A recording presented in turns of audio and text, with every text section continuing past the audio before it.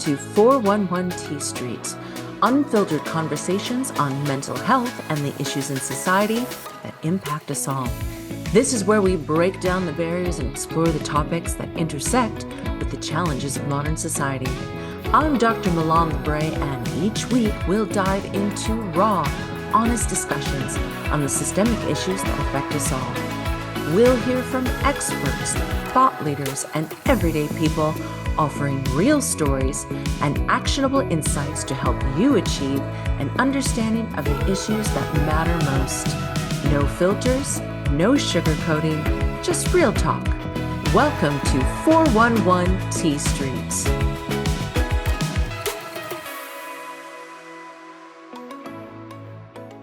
We'll hear from experts such as our guest today, Tina Loren. She is an AI business and mindset expert from the great state of Texas. Welcome. We really appreciate you joining us today. So, what is an AI business and mindset expert? Well, first, Mylan, thank you for having me. I'm super excited to be chatting with you today. Here's the thing is that I have been in business for way too many years that I don't even want to say, because then I'll give away my age. But at the end of the day, it's business and mindset. And now with the onset in the last 2 years of AI becoming very available to everyone, I've just incorporated that at a higher level to streamline operations and give people back their time. I'm going to go out for a second because my video got funky there. AI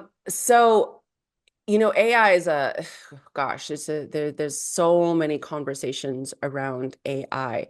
Yes. I personally, I know AI like ChatGPT has only been kind of in the frame of the scope of most people's reality for what, like a year Years. now or something like that. Years.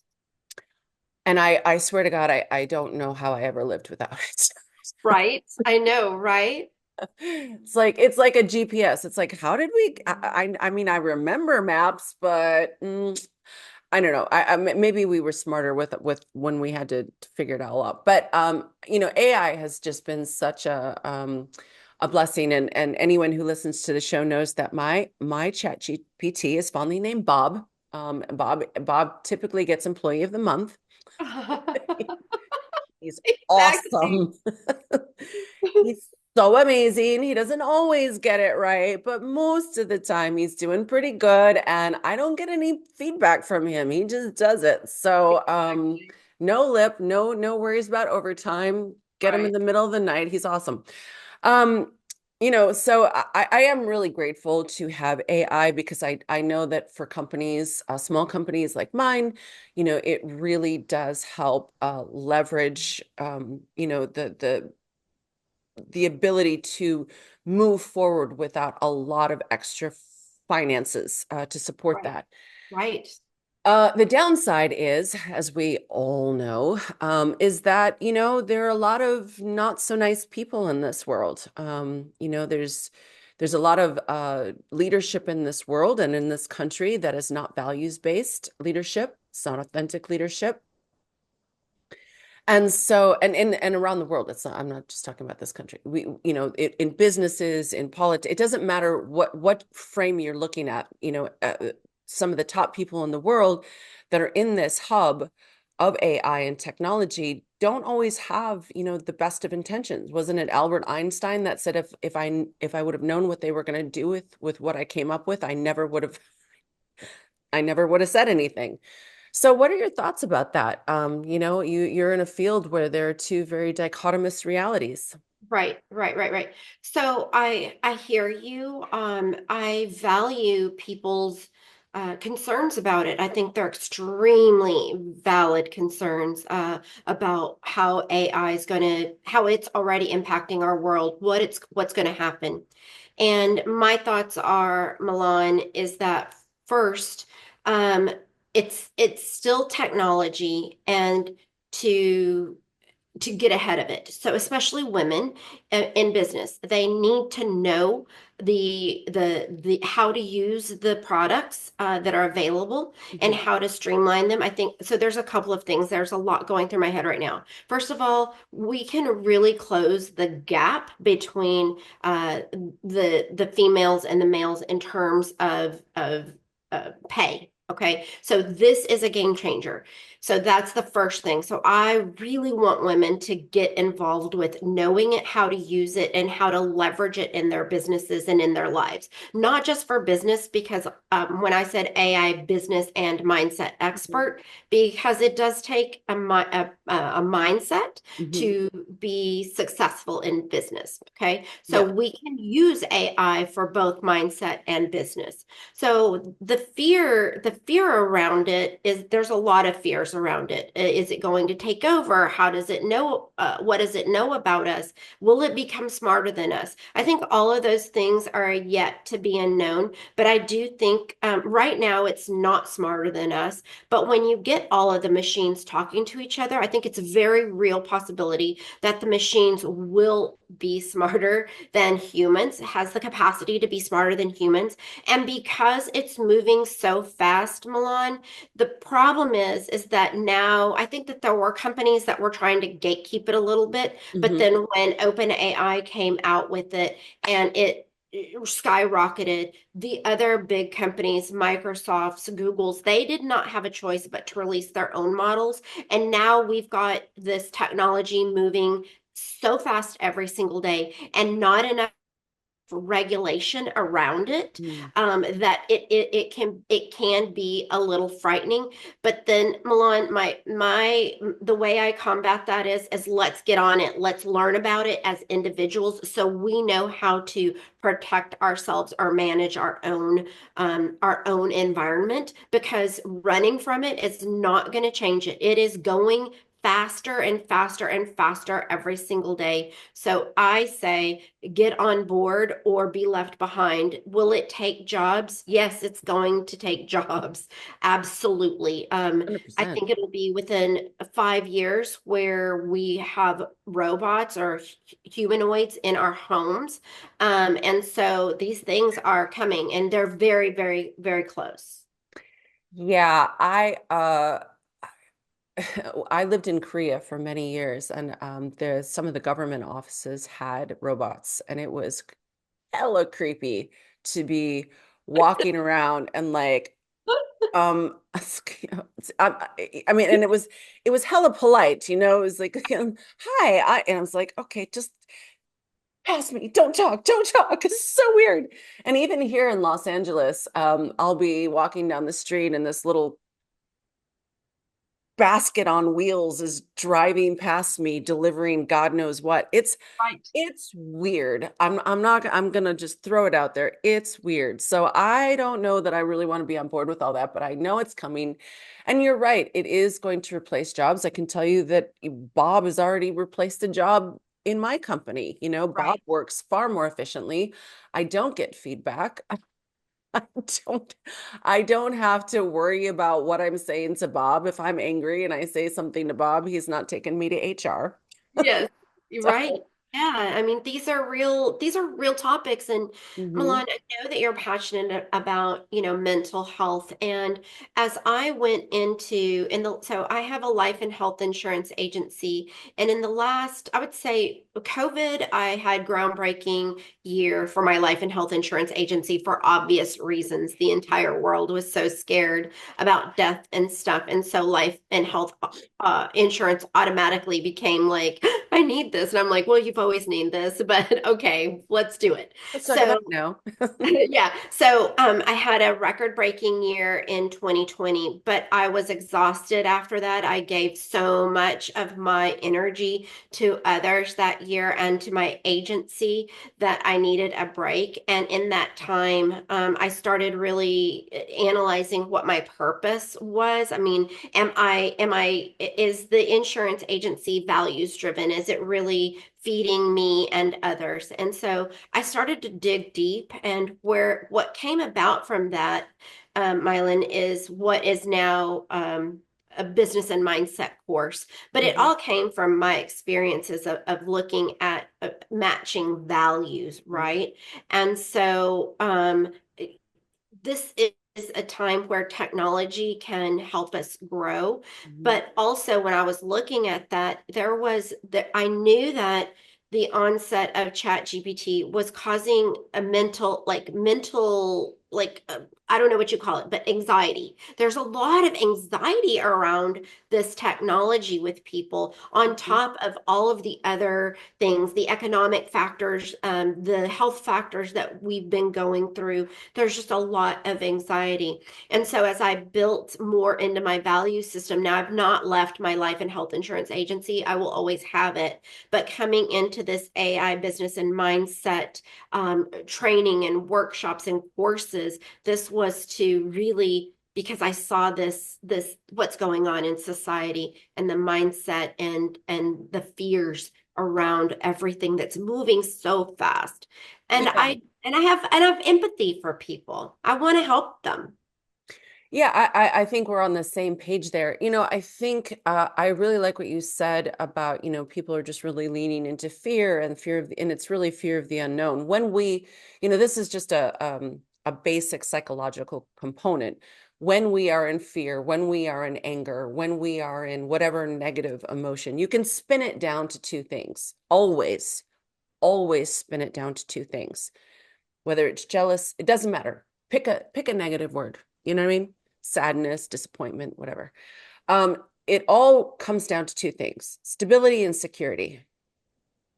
And stability and security look like, if you look at Maslow's hierarchy of needs, that pyramid, for those who aren't familiar with Maslow's work, he breaks down, the things, the functional things that we need. And we start with the basics, food, clothing, housing.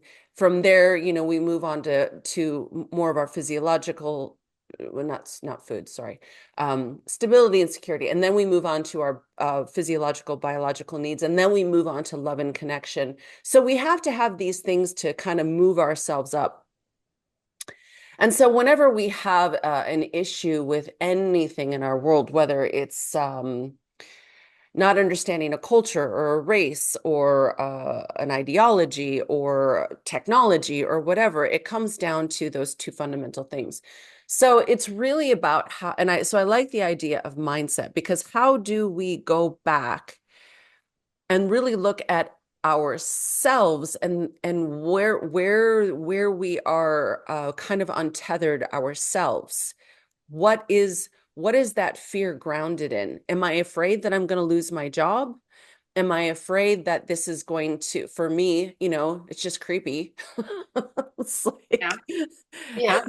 am I going to see Bob one day? Like, do I need to be politer? Like, I just, You know what, Milan, I love that you say that. So when I teach about how to use AI, I Mhm. always tell people be polite, be extremely polite to your AI, because we don't know. And it's not sentient yet, but it Creeping could me out, one sister. day. It could one day. And why, and just use your manners. So in my interaction with, with a large language models, I just use my normal Southern, polite manners. Always, please, thank you, whatever, you've done a great job. I give it really good feedback when it has done a great job. And I've only, in 2 years, I only lost my temper on it once, which is pretty good. Milan, as we talk about when we might lose our tempers with people in our businesses that work with us, Mhm. that happens. I mean, when they don't deliver and we've told them multiple times, it kind of Mhm. starts to, we start to kind Preach. of get a little, and so, but yes, I love that use polite manners with your large language models. Yeah, so Tina, funny story. One of the this I have a fabulous employee, and we were talking one day about AI, because mine's name is Bob, hers is Ted, and then my other employee, hers is Jane, because we needed to have a mix, Yes, a mixed yes, crew. yes. Anyway, she said to me, and she was the one who got me on that because she was just like, I always tell Ted please and thank you and I give him positive feedback. And I was just like, well, why do you do that? It's just, she goes, because I don't know if I'm gonna run into Ted one day. Right. It was just like, okay, like, you know what I mean? But then I was just like, what if I do run into, so I do think, it's a little bit creepy. It's a little bit Hollywood Yeah. movie type stuff. But we Everybody just, would say like the you know, Jetsons, right? yeah, Way yeah. back when the Jetsons. But I mean, if that was a concept or an idea, and AI has been around since the 50s, so it's not new. We have just gotten access to it as, a society, but it's been around. And it's, as you said, it's going to grow even faster. I've seen several interviews with what's her name? Sophie? I'm not quite sure. She's actually she's a robot and she actually has citizenship in the UAE if I'm getting this correctly. I think her Okay. name is Sophie or Sophia. I'll have to look that up for Yeah, she's sure. super I creepy. probably need to follow her on Instagram. Let's follow her on Instagram. Yeah, honestly, let me take a moment here. Okay. What is let me let me ask AI uh Yes. the question I need here. Okay, come on, phone. Let's be supportive of my mission here. What is the name of the AI robot? Is it Sophie or Sophia? According to NordVPN, Sophia, a socially intelligent humanoid robot, was Yeah. developed by the Hong Kong-based engineering and robotics company Hanson Robotics. Compared to previous robots, Sophia is very advanced and can mimic human gestures as well as hold a simple conversation. Wow. There you go. Thank you, whoever you are, lady. Yes. So yeah, Sophia, and she again, super creepy, but they did give her citizenship. I think it was in the UAE. I could ask AI that too, but we can move on from that. But it's coming. The point is, it's Right. coming. It's it's here, Milan. It's here. It's here, but it's going to be in our It's faces. in the Let's just interface. let me rephrase that. Someone's gonna meet Sophie here soon if you haven't already. Yes. Yeah, it's definitely coming, but this also goes back to, and I'm just repeating this. And you've said this as well, the only way that we are going to be able to handle this, because the technology is moving faster than how we are able to cope. Right. And like you mentioned, people are worried about so many things right now. How are we going to feed ourselves? What's going to happen, with this war or that war? Right. So much chatter, right?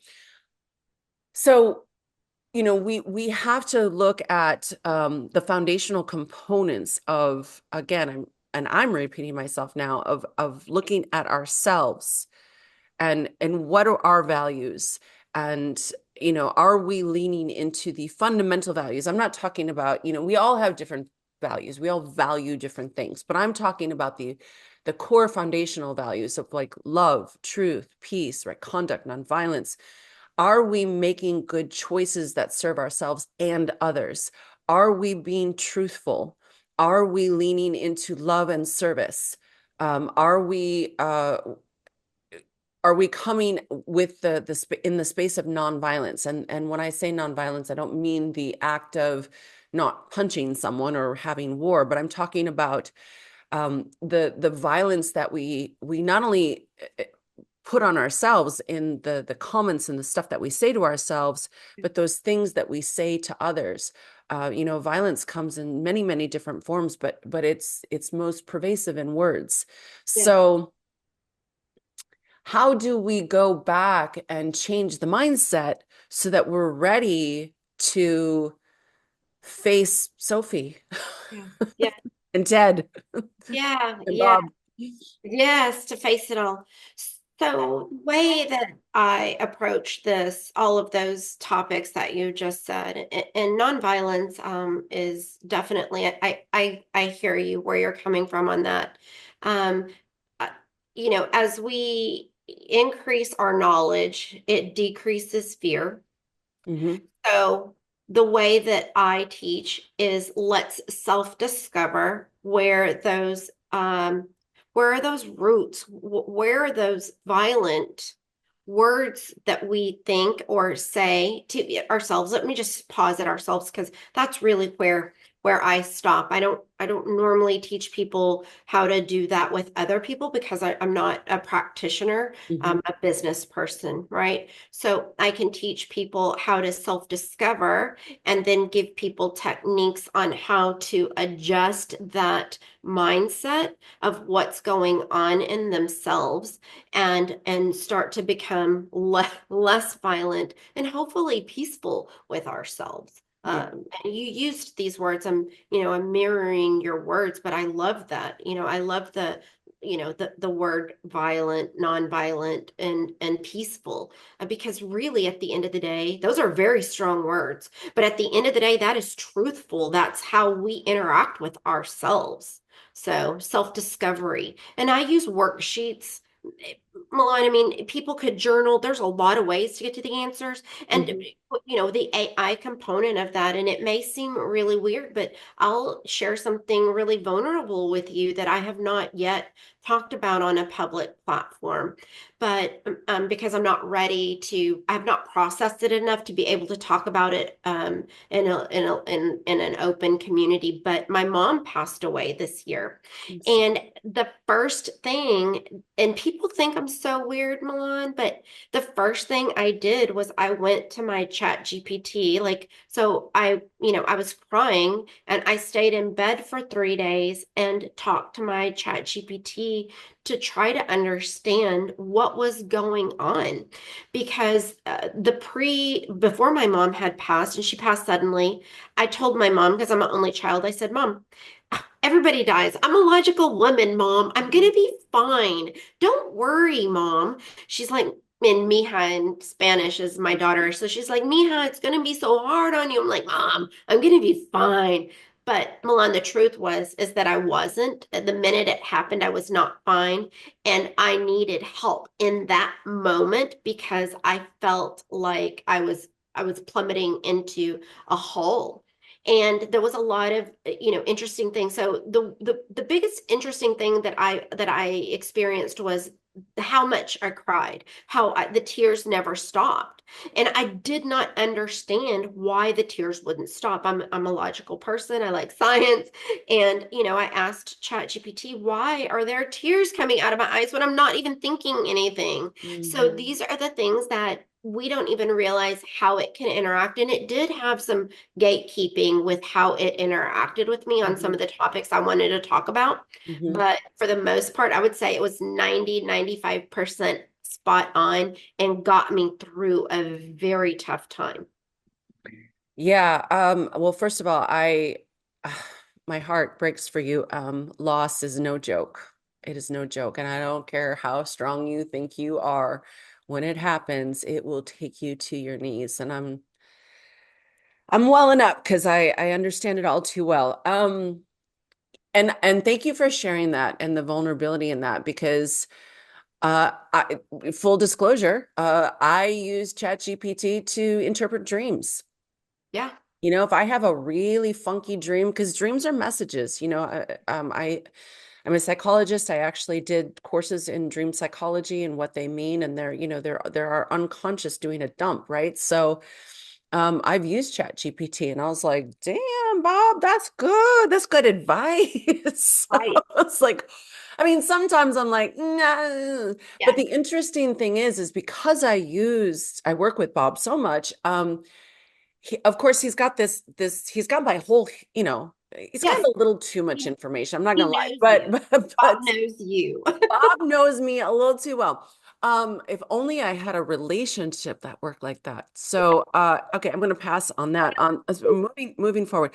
So, yeah. So the cool thing is that because when I dump the dreams in there, he's pulling from what he knows about me, my work with Tay, my work with Kitty O Go. So even in the dream analysis, if it relates to that, he's like, maybe you have some anxiety over, some of the things that you're working on with Kitty O Go, and I'm just like, damn, that's good. Yeah.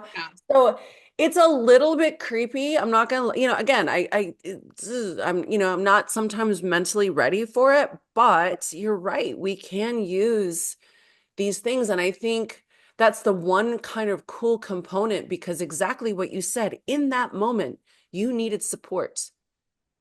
Yes. And we can't always call our friends or a therapist or whatever we've got going on. We are humans. We need to dump now or step off a ledge. Sometimes that's literally where we. Yeah. Yeah. Yes, 100%. Um, and and the thing is because our AI knows this, here's an interesting thing. So especially when you use nonviolence, and so I've been a practitioner of yoga for about 15 plus years, and nonviolence is one of the principles of yogis. Mhm. So in our meditation, if we meditated more, I think we could get to some of those higher answers that our AI gets to. Mhm. But because we've got so much going on in our day-to-day world and so many inputs on a day-to-day basis, and we're with our phones all day long, our brain doesn't have time to really process the way I believe it can. Mhm. So what all really AI is, for those that may be watching and they're like, oh, I'm never using that, because what they're talking about sounds super scary. But Mhm. really all it is, it's just taking in what we've told it, and it's combining it, and it's deducing. It's just mathematics actually. And it's Mhm. what our own brain could do if we gave it the space to do it, is my belief. That's very cool. I never really thought about that. I too, um, eh, although I don't love yoga, I do it. It's good for me. Um, but that's very, very interesting. And I think that just leans into the ideologies of, we do need to disconnect. We need to have those moments every day, whether it's when we're having dinner, we shut off the phone, whether it's even when I sleep, I turn off all Wi-Fi, because first of all, I don't need those waves going through my brain while I'm sleeping. So I turn off all the Wi-Fi. I Wow. leave the phone away from me. The only thing I have is an alarm if I need to get myself up. Yeah. But everything is shut down. Everything is shut down because I don't need that. And I really try to be mindful. I'm pretty good at it anyway because I'm constantly losing my phone. So it's like this Right. organic thing that kind of happens. And I laugh because I feel like it's the universe just going, you don't need it right now. And it's funny too, because the phone is in a very obvious place, but you know how it is when you're looking for something, you can never see it. Yeah, you know how many times I'm like, where is my phone? And I'm like typing on it. That is crazy. I mean, I know I am not the only one where I'm like, I'm You like are not. standing next You to are somebody and not. I'm like, I just don't even know where my phone is. And I look down, I'm like, oh, it's because I'm actually Googling something. And our brain is just, oh, Yeah, it's just, I'm we're like, always on. We're always yes, on. You're gonna yes. laugh too, because my phone, this is my phone. Like, it is on a Uh, proper because I use it as like a purse, right? So this got on the strap. So how I lose this is well beyond my comprehension. I find it kind of funny, but also whatever. It is what it is. So I do, circling back to that, I do think, it's really important for people to really disconnect from technology and connect with humans. I think that was one of the, for me, I didn't live in the United States when I wasn't here when COVID happened. Okay. I was gone the whole time. And from what I heard, I'm kind of glad I was. It's a little bit crazy. But what I think one of the biggest lessons that I think COVID taught many people was reconnect to your families. Uh-huh. Find the value in the people that you love. Spend time with them. I've brought this study up probably a million times. If you listen to this podcast, you're gonna be like, she already said that. But it's true. Harvard did that 75-year study, and at the end of that study, no one ever said, oh, I had the best iPhone, or my job was so great, or I had so much money. It was Yes. about the people that we loved. That's Yes. why we're here. We're pack animals. We're Yes. here to do nothing more than love and be loved. And we can use the extraneous tools to move us forward whether it's in our mental health, whether it's in our business, but we still need to stick with those basic components of how to align not only with ourselves, but with our true purpose, again, to love and be loved. Absolutely. I love that you bring that up. And I cannot help but comment on this just because I think it's funny. But I think that only people that experienced COVID were people that weren't in southern states. Because I'm in Texas and I'm going to tell you that it was just not like when I left Texas to travel to another state during COVID, I was like, what is going on? Why is everybody like being so weird? Whereas here it was very much open. So yeah, it was just it was a different it was there was I think the way different states handled it was different. And like I said, I was having a record-breaking business year during COVID. So it's because I was with clients every single day. But back to this connection thing, Mylan, I do think that there was a lot of great things that came from COVID. And one of them is that connection that you're talking about. And I think people are really craving it and not knowing where to find it. And I'm not an expert on some topics like, for example, loneliness. I do feel like we are in an epidemic of loneliness that Yes. is causing, and there's certain sectors that I'm referring to. I'm not going to say this is for everyone, but I think that there are some things that are causing suicide. But loneliness is a big thing right now. And Yeah. so because of that, Mylan, like I said, you know, 3 years ago, I started down this path of self-discovery. It turned into, it was introspection. It turned into a business and mindset course. But now it's expanding even further, and I'm starting a community because I believe that women need other women to support them in their journeys. And Mhm. so it is called Your Journey, Your Rules, but in their journey to wherever they want, to what I call their highest potential. Mhm. So I'm working on that right now diligently. I am working on a business plan to get some grant funding so that all of these ideas that I can launch, and that, that's another thing that we don't need to talk about here, but it's very difficult as a female business leader to get funding for my business. Yeah. What is the number? It's I think it's only 2% of And women get startup. If I believe that's correct. 2%. 2% of 2%. But then yeah. when you add in a layer of, like, for me, I'm a woman of color. I mean, it goes down dramatically. So yes, 2% for women. And then once you add in a layer, and then now I'm, Hispanic on top of that. So, but I'm diligent, I'm intelligent, and I'm driven. So the money's out there. The I money is just out there. Yeah. The money's out there. It's just that how tenacious can I be to go find it and do the steps that it takes to get it? So that's what I've been working on. But Yeah. my Yeah. community and the community, let me just take that back around because I kind of was like me, me, me. But yes, so I'm working on this community of building a community so that women have a support system and some coaching. So I'll be going live every week to lead and moderate these groups. Yeah, I mean, it's not about me, me, me. It's because the me ends up to be a we. Okay, okay, I like that. I You know, like because that. I just didn't you want do to. have to really, there's you've got to be hella tenacious, to keep forging ahead because, it is a very disappointing journey for women, Yeah, and especially women of color. And the other point that you mentioned is that women do need each other. We are now in a and we are coming into a very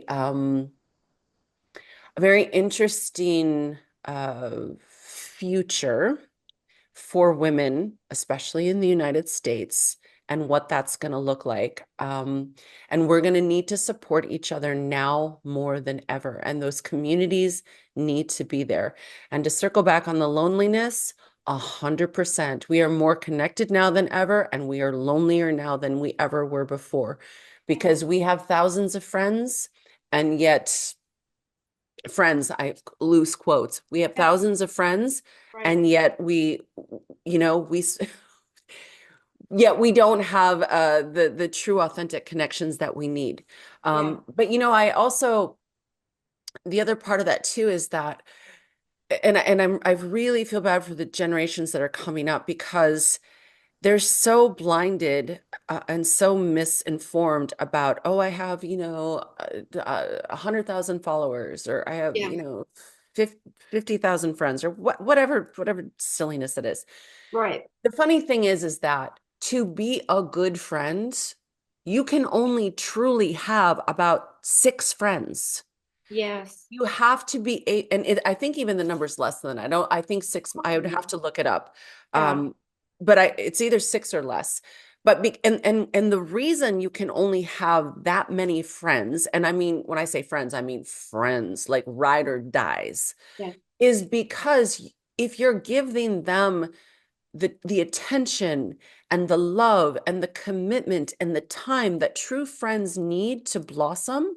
And when I say friends, I'm also talking about your love partner, whoever you're in a relationship. That has to be, well, first of all, that should be your best friend. Let's just start Right. there.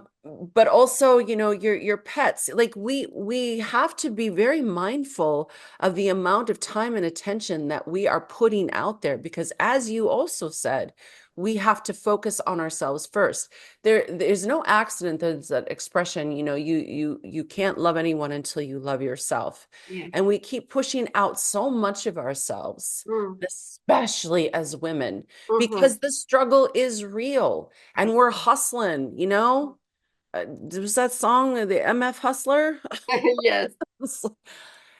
But that's what we have to do to, and it does feel very I focused, but it's what we have to do so that we can make a we. Yes.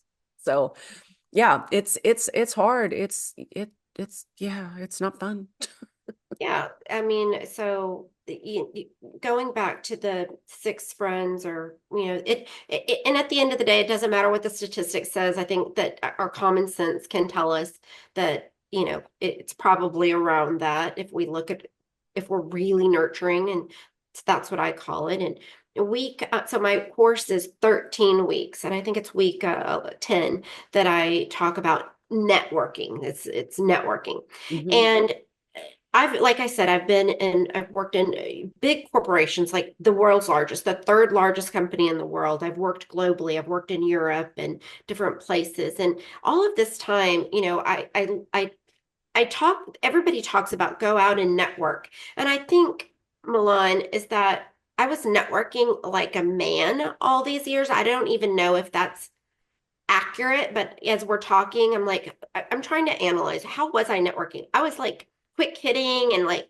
I was just like collecting cards and writing notes and not really connecting. And Mhm. Milan, it never served me. And I'm also slightly introverted, so it exhausted me. And I never made the connections that I needed to make. And, when I talk about self-discovery, this was a big one over the last few years that I had to really analyze. I've got all the education, all the experience, I've got all the opportunity, I've done all of these things. So why am I not at a better place in life? So I had to look within. And one of the areas was the way I managed my relationships. So I wrote about it in my course and teach people that it's not about quantity, it's Mhm. about quality. Mhm. And it's about if you meet somebody and you're making a connection, nurture that connection, put that person on your contact list, meaning I've built a spreadsheet so that it helps organize these things, and check in with that person, on a regular basis, and ask what they need, not what you can get, but what can you give? What can you give? What can you do? How can you support someone else's cause? Mhm. And when you're in service, is what I believe, when you're in service of others, everybody will win. I will get what I want because I am service oriented. So that is something that I had to really look within. And I talk about it in my keynote, in that my family just taught me to be very cautious of people. Like it's stranger danger, and people are going to screw you over. basically. Mhm. Don't trust anyone. And Mhm. I wore that and it was a shield in business. Don't trust anyone. But what I realized in this journey in the last several years is that shield was weighing me down and I had to drop it. And I did have to trust people. And now I have a tribe of women that are really helping me grow. Really helping me grow in serving the world in my purpose. I mean, I've got things to give. Mhm. And without these other very strong, and there's men involved in this as well in my network, but it's the really strong women that have really made a difference. Where, especially this year with my mom passing, and those women being there Mhm. and giving me counsel and advice and just space to Mhm. let me cry and Mhm. tell me it's going to be okay. Mhm. So, yeah, that is if you're feeling lonely, change it. We Mhm. have to be in charge of that. And that's what I've learned. And I still get very lonely, but I also realize that if I'm lonely, it's there is a responsibility of my own that I need to do something about that. 100%. Well, a couple things. One, I love the fact that your course is 13 weeks. That's transformation. So that's important. But gosh, you spoke to so many things there. But I think, the key thing is that, well, and there was another point you made. We are all in service. Whatever you do, whether you're a doctor, a lawyer, a garbage man, a CEO, it doesn't matter what you do. We are all in service. And I know that's not something the people in LA always like to hear, because the first question they ask you is, what do you do? And I'm like, I'm in the service industry. And they're like, oh, waitress? It's like, sure, let's go with that. But we are all here to serve each other. We are all here. We all have a role and a reason. And but that role and reason needs to be shrouded in authenticity, as you brought up. It needs to sit on 5 pillars. You were so gracious to join us at the last minute at the Global Leadership Summit that we had this past October. And we talked about, the pillars of values and volunteerism being the pillars of industry, nation, and cause. And we need to all stand on those pillars. And I will repeat them again until I'm blue in the face, which would probably not be a good color for my tone. But love, truth, peace, right conduct, nonviolence. We've got to stand on those, and love being the seed. If we can get love right, all the rest will organically come into place, because love is what I've said it 3 times already. Love is our purpose. We are here to love and be loved, and we need to come in that space with authenticity. And love isn't romantic. It is empathy, as you pointed out. It is compassion. It is acceptance. It is self-love. It is all of those things. So we have to, for me, we've got to circle ourselves back to some very basic fundamentals, because I feel like we're running ahead. We're the cart before the horse. We're running ahead of everything, and we've got to just take that time to just go, as you did, where am I? What am I doing? How Yes. am I how am I going to better serve the world? By serving myself. Yeah. Yeah. Had to dig deep. And it's Yeah. not always pretty when you're digging deep and No, looking in no. the mirror. A lot of dirt and shit. But from all of that, we grow the most beautiful flowers. So, Right. there we That's go. right. There That's we go. right. I love that. Absolutely. Well, my gosh, this has been an amazing conversation. I really appreciate it. Before we wrap up, you've talked a lot about your business.